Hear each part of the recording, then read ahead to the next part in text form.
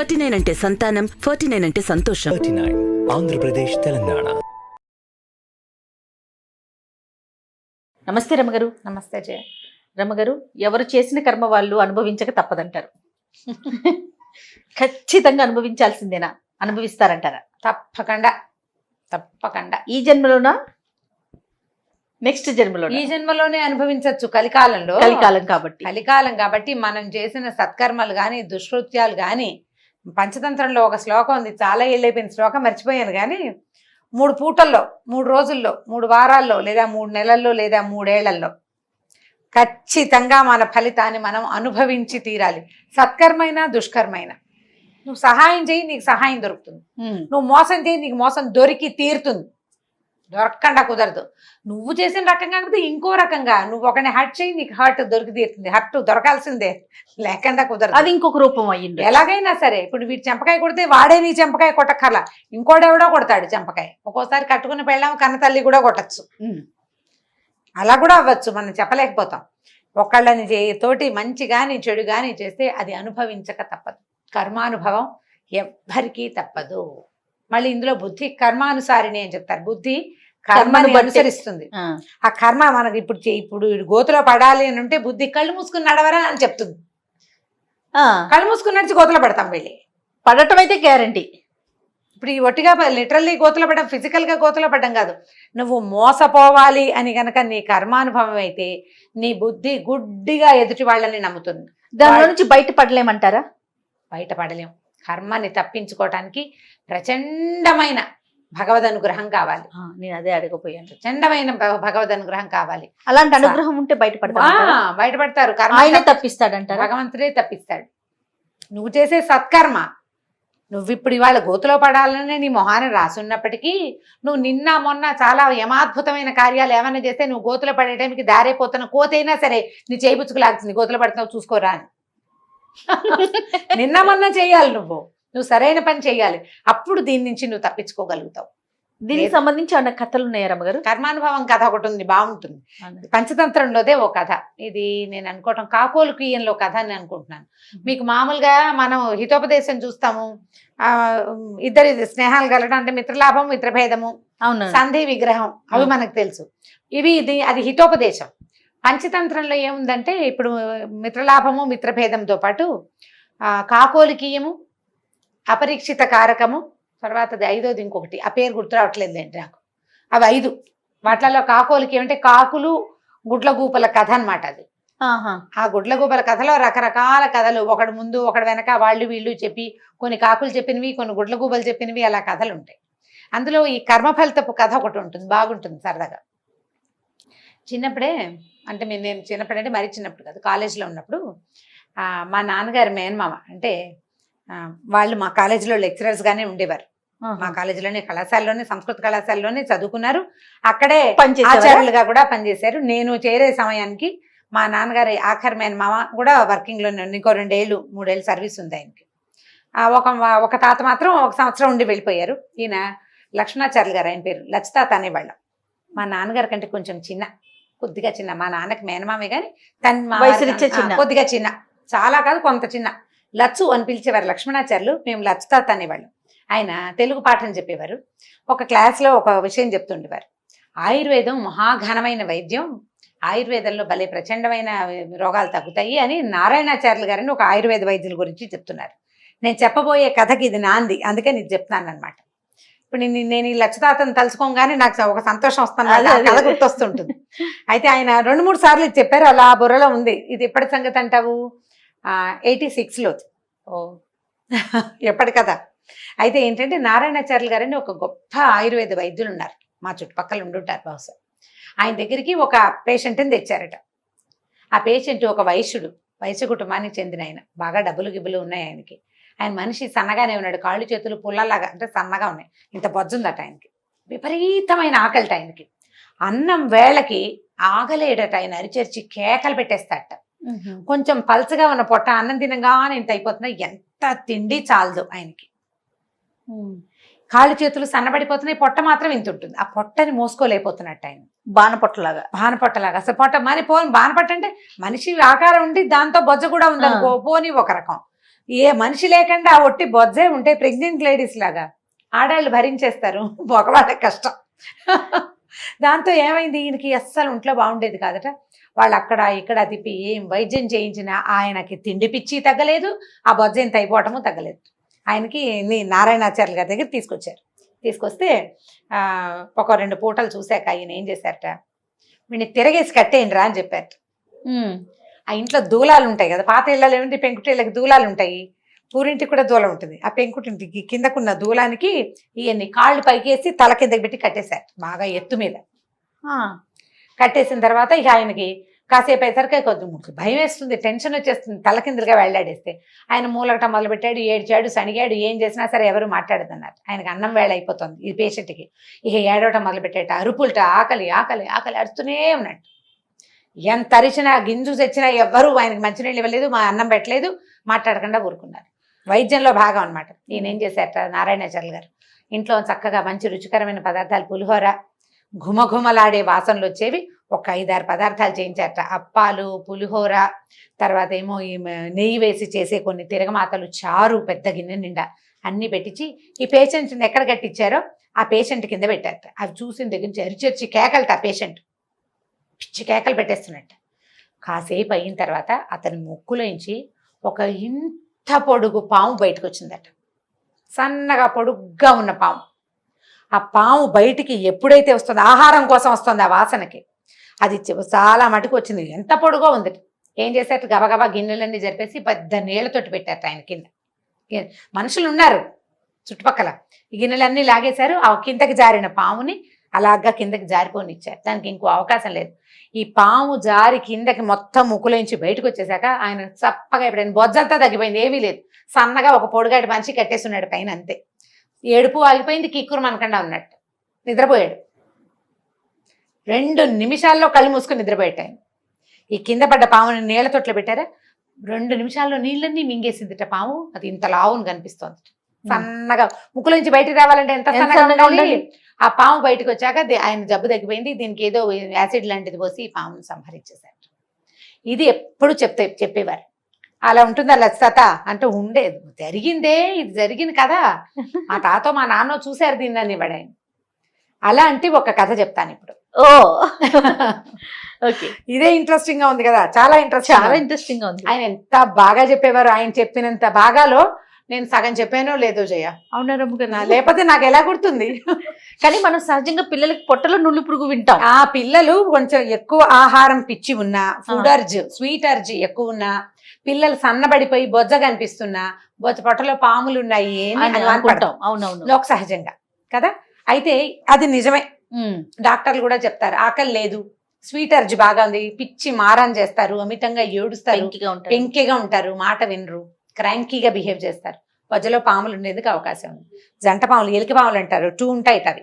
ఒక్కొక్కసారి అవి లంగ్స్ లోకి, శ్వాసనాళంలో కూడా వచ్చేసి పిల్లల పిచ్చి దగ్గితే దగ్గులోంచి కూడా బయటకు వచ్చేస్తాయి, నోట్లోంచి కూడా. అలా కూడా జరుగుతుంది. అవునా రమ్మగారు, వచ్చేస్తుంది.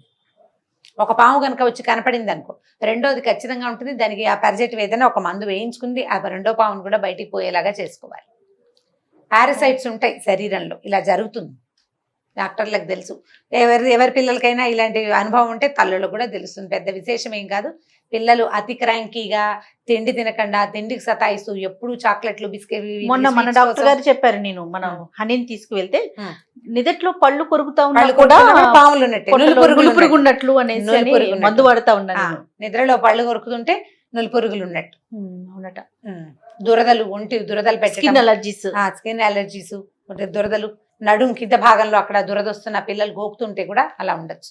ఈ నెగ్లెక్ట్ చేయకూడదు అనేసి సందర్భంగా ఇది ఒక విషయం అనమాట.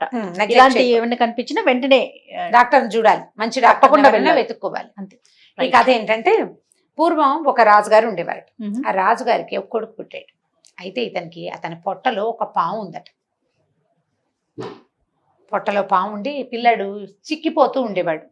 4 రోజులు బాగుండేవాడు, మళ్ళీ ఏదో శుష్కించిపోతూ ఉండేవాడు. పిల్లాడు పెద్దవాడు అయ్యాడు, కానీ చిన్నతనంలో తెలియ 14-15 ఏళ్ళు వచ్చాక ఇక మెల్లిగా పిల్లాడు బాగా ఎదిగిన దగ్గర నుంచి శుష్కించిపోవటము, ఎప్పుడు అనారోగ్యం, ఎప్పుడు జ్వరం రావటం, ఎప్పుడు కడుపులో నొప్పి, బక్క చిక్కిపోవటం, ఎంత తిన్నా పిల్లవాడు తేహతీగా రాడు.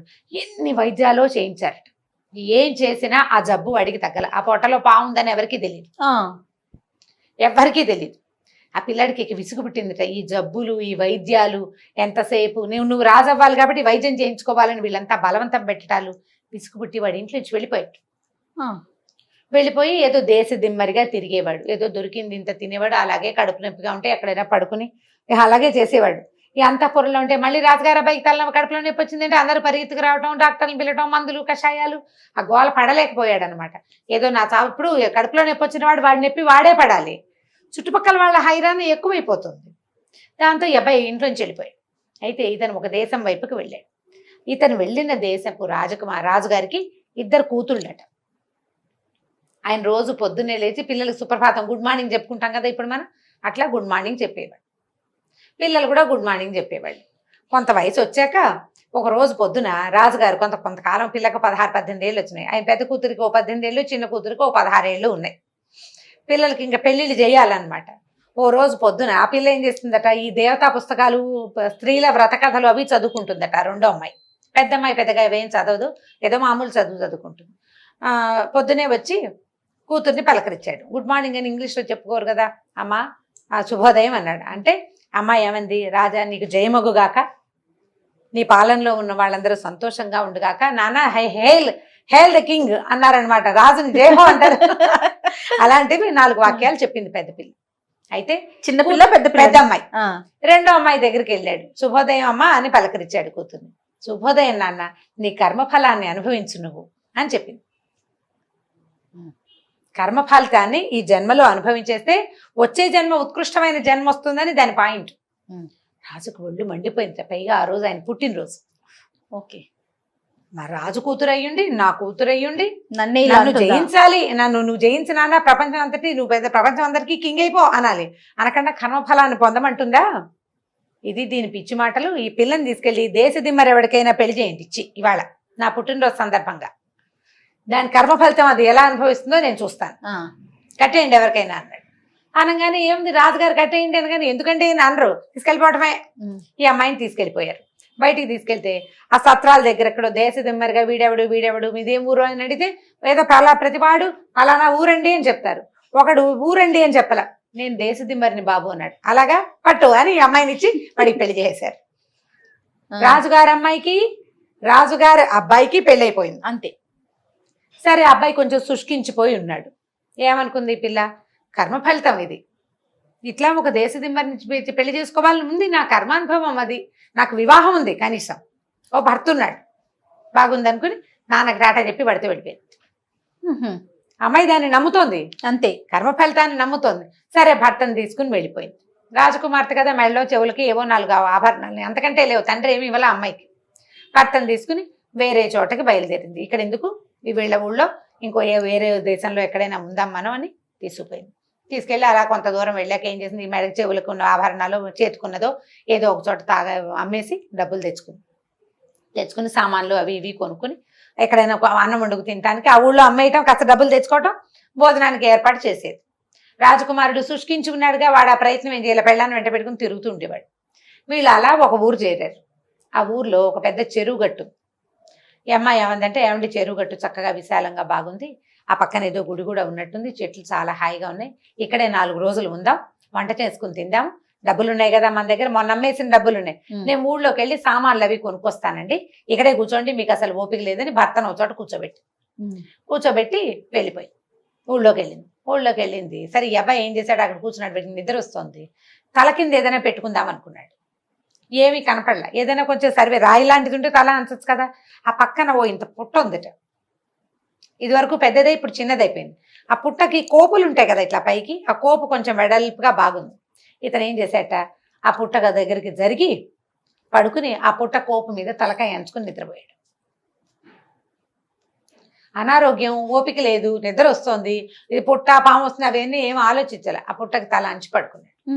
ఊళ్ళోకి వెళ్ళింది కదా ఈ అమ్మాయి, సామాన్లు ఏవో పుచ్చుకుని వస్తుంటే దూరం నుంచి చూస్తే హడిలిపోయింది. ఈ పడుకుని నిద్రపోతున్న రాజుగారి అబ్బాయి ముక్కులో నుంచి ఒక సర్పం బయటకు వచ్చింది. సర్పాలు గాలిని పీలుస్తాయని చెప్తారు, గాలిని తీసుకుంటాయి, అంటే వాయుభక్షకులు పాములు అని చెప్తారు, గాలిని తింటాయి అని చెప్తారు. సరిగ్గా అదే సమయానికి ఈ పుట్ట మీద తల అంచుకున్నాడు కదా, దానికి అవతల ఉన్న కోపులోంచి ఒక సర్పం బయటకు వచ్చింది. అది కూడా గాలి కోసమే వచ్చింది. ఈ సర్పము ఒకదాన్నొకటి చూసుకుని బుసలు కొట్టుకున్నాయి. నువ్వెవరంటే నువ్వెవరు. ఈ పాములు చూసేసరికి ఈ అమ్మాయి హడిలిపోయిన దగ్గరికి వెళ్తే ఆ పాము కాటేస్తుందో ఈ పాము ఏం చేస్తుందో మొగుడిని. సరే దగ్గరలో కొంచెం యువతలకి ఒక రావి చెట్టు ఉందిట, ఆ చెట్టు దగ్గర నిలబడి చూస్తోంది ఏం జరుగుతుంది. ఇతను మెల్లిగా ఇతను నిద్రపోతున్నాడు. చల్లగా అది లోపలికి వెళ్ళిపోయి ఇది బయటికి వెళ్ళిపోయి ఏదైనా అయ్యింది అనుకో, అప్పుడు వెళ్ళి భర్తను లేపచ్చు. సామాన్యుని పక్క పెట్టుకుని నిశ్శబ్దంగా చూస్తాను. చూస్తుంటే ఈ పుట్టలో ఉన్న పావంది, ఏమై నీ బుద్ధుందా అసలు? బంగారంలో ఉన్నాడు రాజకుమారుడు మెరిసిపోతూను, పాపం అంగాంగం క్షీణించిపోయి ఉంది. ఇంత సర్వలక్షణ సంపన్నంగా ఉండవలసిన వాడిని వాడి పొట్టలో చేరి ఇట్లా పాడు చేస్తున్నావు, నీకు బుద్ధి లేదు అని పొట్టలో ఉన్న పావుని పుట్టలో ఉన్న పాము అడిగింది. అడిగేసరికి ఈ పొట్టలేదండి నీకేం పోయింది, ఎప్పుడో చిన్నప్పుడు చేరాను నేను, అప్పటి నుంచి హాయిగా వాడు తినేవన్నీ తింటూ సుఖంగా ఉన్నా, పెరిగి పెద్ద అయ్యాను, నా దారి నేను హాయిగా ఉన్నా. అయితే నువ్వు మాత్రం నీ పుట్టలో 2 పెద్ద పెద్ద బంగారపు బిందెలు లేవు, వాటి మీద చుట్టూ కూర్చున్నావు, ప్రజల్లో ఒక్కడికి కూడా ఉపయోగపడనివ్వలేదు, నువ్వు పెద్ద గొప్ప ఏమిటి నాకంటే అనేసరికల్లా 2 పోట్లాడుకుంటాయి. పావుకి ఏమర్థమైంది, ఓహో ఈవిడి ముక్కు దగ్గర ఉన్న పాము బయట నుంచి వచ్చిన పాము కాదు, పొట్టలో ఉన్న పామేను. ఆమెకు అర్థమైంది. ఈ పుట్టలో ఉన్న పాము కింద 2 బంగారపు బిందెలు ఉన్నాయి. చూస్తుంటే నీకు బుద్ధి లేదా, నువ్వు ఇలా చేస్తావా, మనుషుల పొట్టలో చేరడం ఏంటి, పుట్టలో ఉండాలి పావులు అంటేనని. అది నీ పని నువ్వు చూసుకో, నువ్వు మట్టి పుట్టలో ఉండకుండా బంగార పుట్టలో ఎందుకు కూర్చున్నావే, నీ మొహం అండా అని. ఇది 2 మాట్లాడుతున్నాయి. అనేసరికల్లా ఈ పుట్టలో ఉన్న పామంది, ఇలాగే చెయ్యి, ఎప్పుడో ఒక రోజు పాత బియ్యపు కలితోటి సన్నావాలని చూర్ణం చేసి వండి నీకు పెడితే చచ్చూరుకుంటావు నువ్వు, నీ రహస్యం ఎవరికైనా తెలిసిందా, వాళ్ళు ఎన్ని మందులు వేసినా చావాలా పొట్టలో నువ్వు. ఈ పని కనుక చేశారో నీ పని అవుట్, ఎవడో చేస్తాడు నీకు శాస్త్రం అంటే. పాత బియ్యపు గంజితోటి సన్నావాలని మెత్తగా చూర్ణం చేసి ఈ గంజిలో ఈ చూర్ణాన్ని ఉడికిస్తే కనుక ఈ అబ్బాయికి ఇస్తే ఆ పొట్టలో ఉన్న పాము చచ్చి పడిపోతుంది. రాజుగారమైంది, ఓహో ఇది బాగుందనుకో. ఈ పొట్టలో ఉన్న పాము అంటుంది, నువ్వు మాత్రం నీ పెద్ద పొట్ట ఏమిటి ఇది లోపల బంగారు బిందెల మీద కూర్చుని ఉన్నావు, నీకు అదే కదా ప్లేసు, ఎవరైనా వేడివేడి నీళ్లు కానీ వేడివేడి నూనె కానీ నీ పుట్టలో పోసారో నువ్వు చచ్చిపోతావు, నువ్వు పోతావు, పీడబోతుంది అనేసరికల్ 2 పొట్టాడుకున్నాయి. పుట్టల పాము, చీచి నీలాంటి వాళ్ళతో మాట్లాడి నేను, మనుషుల శరీరాల్లో ఉండే పాములు దిక్కుమాల పాములు, నాలాగా రాచరికప్పు పాము కాదు నువ్వని ఆ పుట్టలోది పోయింది లోపలికి. కావలసినంత గాలి పీల్చుకుని రాజకుమారుడు కదులుతున్నాడని ఈ పొట్టలో లోపల ముక్కులోంచి బయటకు వచ్చింది కదా సన్నటి పాము, అది లోపలికి వెళ్ళిపోయింది. ఈ అమ్మాయి గబగబా భర్త దగ్గరకు వచ్చింది. ఏమండి స్థిమితంగా కూర్చుంటే నేను మళ్ళీ బజార్ వెళ్ళొస్తానని మళ్ళీ వెళ్ళి ఏం చేసింది, అన్ని పాత బియ్యం కొనుక్కొచ్చింది. పాత బియ్యం, ఆవాలు, అక్కడి నుంచి ఒక 2 సోలాల నూనె మోసుకొచ్చుకుంది. ఎవరో కూలీని కూడా తెచ్చుకుంది. మరి ఇవన్నీ తెచ్చుకోవద్దు సామాన్లు. అక్కడి నుంచి పక్కన పొయ్యి రాజేసింది, వంట చేసింది. ఆ అన్నం బియ్యం వార్చి ఆ వార్చిన గంజిని చక్కగా మళ్ళీ పొయ్యి ఎక్కించి ఆవాలు కూడా పట్టుకొచ్చింది కదా, ఆ పక్కన ఉన్న కొండరాయితో నున్నగా నూరి ఆ పొడెత్తి అందులో పోసింది. అది శుభ్రంగా గంజి కాగేసి దాన్ని పక్కకు పెట్టింది. పక్కకు పెట్టి పెద్ద మూకుడు కూడా తెచ్చింది బజార్ నుంచి. ఆ మూకుడు ఎక్కించి దాని నిండా నూనె పోసి పొయ్యి మీద కాగబెట్టింది. సరే భర్త ఏమంటే ఆకలిస్తుంది, అన్నం తింటారా అని అడిగి వాడికి అన్నం పెట్టి చక్కగా ఈ గంజిని గ్లాసులో పొడిచి తాగేసేయండి, ఇది మందుట అని చెప్పి ఆ గంజి ఇచ్చేసింది మొగుడికి, తాగించింది. శుభ్రంగా తాగేశాడు ఆయన. తాగేశాడు. ఈ లోపల ఈ నూనె బాగా మరిగింది. భర్త ఆహారం తిండి అయిపోగానే ఈ మరిగిన నూనెని ఏమండి పక్కన పట్టుకోండి అని 2వ పక్కన పట్టించి 2 కలిసి తీసుకెళ్లి ఆ నూనెని ఎత్తి ఆ పుట్టలో పోసారు.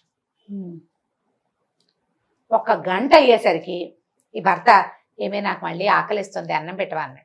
అప్పుడు అంతకింతే అన్నం తిన్నాడు, గంజి తాగాడు. పొట్టలో పాము చచ్చిపోయింది.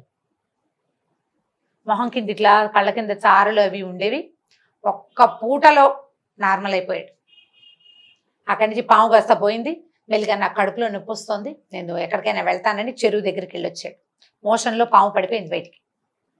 వెంటనే వీళ్ళు స్థిమిత పడిపోయారు. ఈ అమ్మాయి ఏమందంటే, ఏమండి 2 కర్ర పుల్లలు పట్టుకురండి, ఈ పుట్ట తవ్వుదాము, ఇందులో ఒక రహస్యం ఉందని భర్త తను కలిసి శుభ్రంగా తవ్వారు. ఆ లోపల పెద్ద పాము చచ్చిపడింది. దాని కింద 2 ఇంత బంగారు బిందెలు ఉన్నాయి, నిండా వజ్రాలు అవి ఉన్నాయి. ఈ అమ్మాయి ఏం చేసింది, భర్త స్వస్థత చెందిపోయాడు కదా, అక్కడి నుంచి ఈ బిందెల్ని తను తెచ్చుకున్న సామాన్లలో కామ్గా కలిపేసి ఊళ్ళోకి పోయి ఓ బండి మాట్లాడుకుని భర్తను ఆ బండి ఎక్కించి పదండి మన ఊరు వెళ్ళిపోదామని భర్త తాలూకు రాజ్యానికి తీసుకెళ్ళిపోయింది. 2 బంగార బిందెలతోటి ఆరోగ్యం చేకూరి వెనక్కి వచ్చిన రాజకుమారుని చూసి ప్రజలందరూ ఆశ్చర్యపోయారు. అమ్మాయి ఎంత బాగుందో, ఇదేం దారిపోయే అమ్మాయి కాదు, ఫలానా రాజుగారి కూతురు కూడా. అదే ఆ అమ్మాయి కర్మఫలాన్ని ఎలా అనుభవించింది? దేశదిమ్మరిని పెళ్లి చేసుకుని చివరికి వాడి అనారోగ్యాన్ని, ఆ పక్కనున్న అనారోగ్యాన్ని తగ్గించుకుని పక్కనున్న దారిపోతున్న చోట ఉన్న దాని బంగారాన్ని కూడా స్వాధీనపరుచుకుని తన రాజ్యానికి తను వెళ్ళిపోయింది. ఆ అబ్బాయికి భార్య కదా, రాజ్యానికి రాణి కదా అమ్మాయి. ఆ రకంగా కర్మ ఫలితం అలా వెతుక్కుంటూ వస్తుంది. మరి వాళ్ళ నాన్న గురించి చెప్పింది కదండి, రాజుగారి గురించి. అవును, రాజు ఆయన ఏం చేశాడు? కూతుర్ని దేశదిమ్మరికి ఇచ్చిన పేరు పోతుందా? రాజు జన్మలో పోగొట్టుకోగలదా దాన్ని? ఓకే, ఆ కర్మ అనుభవించాడు. ఆ కర్మ ఆయన అనుభవిస్తాడు. కూతురు వెళ్ళిపోయిన దుఃఖం, తను శపించి నాశనం కావాలని కోరుకున్న కూతురు రాణి అయిపోయింది. ఆ పెళ్లి తను చేసినట్టు కాల, ఎప్పటికీ ఆ చెడ్డ పేరు ఆయన పోగొట్టుకోలేడు.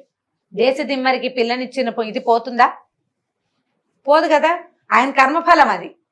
ఈ అమ్మాయి కర్మఫలం ఏంటంటే కర్మ ఫలితాన్ని అనుభవించి తీరాల్సిందేనని దొరికిన భర్తతోటి సంతోషంగా అతని వెనకాల వెళ్ళినందుకు ఆ అమ్మాయికి ఇది దొరికింది. అమ్మ ఫలితం అది, అది జరగాలి కాబట్టి ఇది జరిగింది అనమాట. కాబట్టి ఇవన్నీ లింక్డ్ గా జరుగుతాయి. ఇప్పుడు రాజకుమారుడి ముక్కులోకి పాము ఎలా వచ్చింది అని ఎవరైనా అడుగుతారని ముందు మా లచ్చతాత కథ చెప్పాను అనమాట. నిజంగా అలా వస్తాయి అంటారా రమ్మగారు? అది జరిగిందట. ఇది ఎప్పటి సంగతో కదా, 100, 200, 150 ఏళ్ల క్రితం ఎప్పుడో జరిగింది. కానీ ఇప్పుడున్న మన ఈ సైన్స్ కి అంత దాకా రాకుండానే అంత దాకా అంటే ఇప్పుడు క్యారెట్లలోనూ ఆకుకూరల్లో వచ్చిన పురుగులు మెదడులో చేరిపోతున్నాయని, సన్నగా అది ఇంత పొడుగుందని ఆయన ఎవరో క్రికెటర్ వాళ్ళ అమ్మకో ఇక్కడ ఎక్కడి నుంచో తీసారని ఇక్కడ ఒక గుబ్బలాగా వచ్చిందట ఆవిడికి తెత్తున. అది ఏంటంటే ఈ పాము, లద్దె పురుగు లాంటిది, ఒక సన్న పురుగు ఏదో అంటారు, టేప్ వాము ఏంటో పేరు గుర్తులేదు నాకు. అది తీసారు. దానివల్ల ఆవిడకి విపరీతమైన తలనొప్పి వచ్చేదట. పొట్టలోకి వెళ్ళిన పాము మెదడు దగ్గరికి ఎలా చేరింది అంటే జరగచ్చు కదా. అంతే, ఇలాంటి ప్రూఫ్స్ ఉన్నాయి, కొన్ని కనపడుతున్నాయి. ఇంత బారెడు పాము ఆహారం కోసం బయటికి రాలేదేమో గానీ బ్రెయిన్ లో ఉండి తలనొప్పిని తెచ్చింది. అది మనం చెప్పలేకపోతాం కదా. అవును, కానీ ఏదేమైనా పొట్టలో పురుగులు ఉంటే మాత్రం పిల్లల్ని మనం చాలా జాగ్రత్తగా చెవిలోకి కూడా కొన్ని రకాల దోమలు వెళ్ళిపోయి గుడ్లు పెట్టేస్తాయి జయ. అలా కూడా జరుగుతుంది. అలాంటి ఒక కేసు కూడా నేను చదివాను, అమెరికాలో ఎక్కడో జరిగిందని. అమ్మాయి చెవిలో ఇవి ఉన్నాయట, లార్వాలు ఉన్నాయట. రేర్ కేసులే కానీ జరుగుతాయి. మనం ఇప్పుడు చూడండి, అడవుల్లో అక్కడ తిరగడానికి వెళ్ళినప్పుడు చెవుల్లో కాటన్ పెట్టుకోవాలని చెప్తారు ఖచ్చితంగా కదా. నీకు మరి జాగ్రత్తగా ఉండాలి. పిల్లల పొజల్లో ఉంటే ఇంతంత అవ్వవు, కానీ జాగ్రత్త పడడం మంచిది. రైట్. కానీ స్టోరీ కూడా చాలా బాగుంది రమ్మగారు, మంచి ఇంట్రెస్టింగ్ అనిపించింది. రైట్ అండి, నమస్తే. నమస్తే జయ.